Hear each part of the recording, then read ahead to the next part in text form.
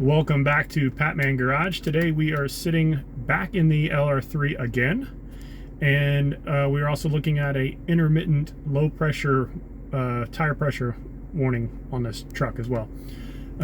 So I did pull, the other day I pulled codes off of the vehicle with a aftermarket scan tool, and we were setting intermittent operation of all 4 tire pressure sensors.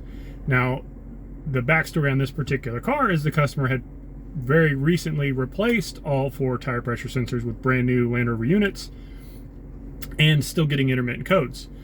So that led us with, what else do we have in the system? Well, there are 4 igniters or exciters or whatever you want to call them. They are little antennas that help wake up the sensors. Those are going to be on one on each fender liner.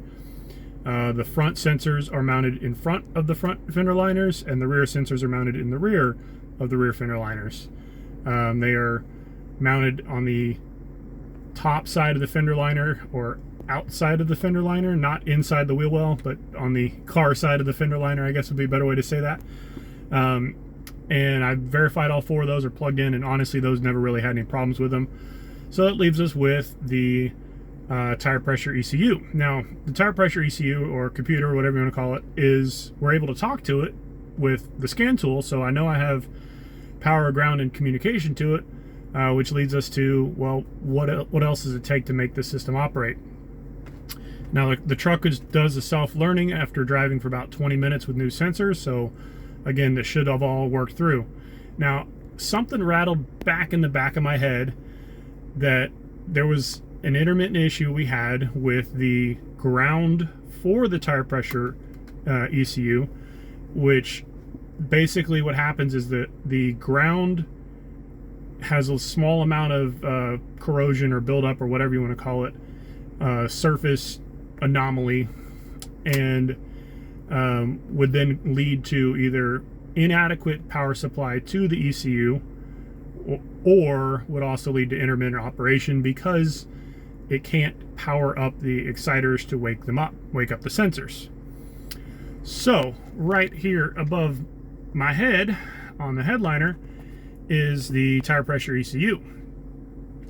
Obviously no one wants to pull a headliner out of this truck, so I'm going to show you a shortcut. And we'll jump in the back seat and take a look at it.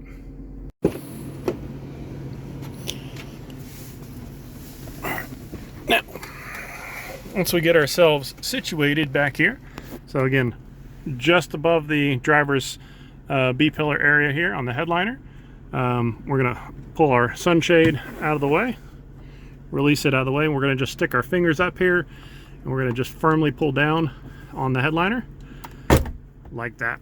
Now it'll pop out of the clips, and we turn the light on inside here. Let me turn this light off if I can.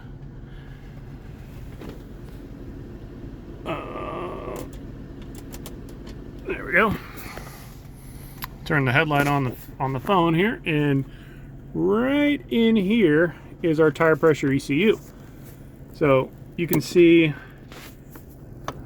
on the label, let's see if I can get in here without messing the headliner up too much. I can't really show you the label, but there is a label on it which tells you your frequency. This generation should all be 315 megahertz. And then just to the side of it here, right there, we have our 8mm mounting nut for the ground bolt. So what you need to do is take that bolt loose all the way off, and then you'll have the ground wire in your hand, and just give that ground bolt a little bit of, or the washer portion, or the ring terminal portion of that ground wire. We need to give it a little bit of loving with a wire brush, and then we're going to reinstall everything back together. And then when you go back in with it, just make sure your headliner clips line up. Apparently that just came off. That's cool.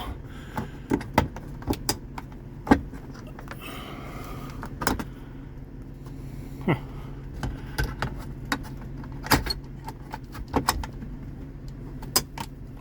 I'm going to do that two-handed here. Alright, so if that pops off, just pull your headliner back down a little bit and reinstall it onto the headliner, and then there's apparently a clip up here that actually clips to the roof of the vehicle. So anyways, we got the headliner reinstalled here. And like I said, back in the day, yeah, I mean, we used to charge hour diag plus, I think we usually used to charge like an hour or two additional for repairs. Now, again, the correct way to do this is pull the whole headliner out. But this would have been a $300 or $400 repair at the time. Probably is closer to $600 or $700 repair now, if you can even find anyone that wants to work on it. But like I said, that's a little trick for you, and hopefully that works out for you. And like I said, so we did is we cleared the codes, and I did my ground repair. I cleared the codes. I drove the car. It did not initially take the sensors. Then I went to a buddy's shop that has a tool that reads the sensors, because I wanted to double check and make sure they're all working. That process, once I woke up all the sensors with the handheld scan tool just to read the codes off of them, the actual digit ID code off of the sensor itself. After it read that, I went and drove the car again, and everything has been working since then for several days now. So I'm not sure exactly what variable fixed it. Maybe it just didn't catch them all the first time around. I'm not sure, but it is working now. Like I said, that is something that we used to do back in the day in the dealership environment, was cleaning up that ground and then reinstalling it. So hopefully this was helpful for you guys. Short and sweet.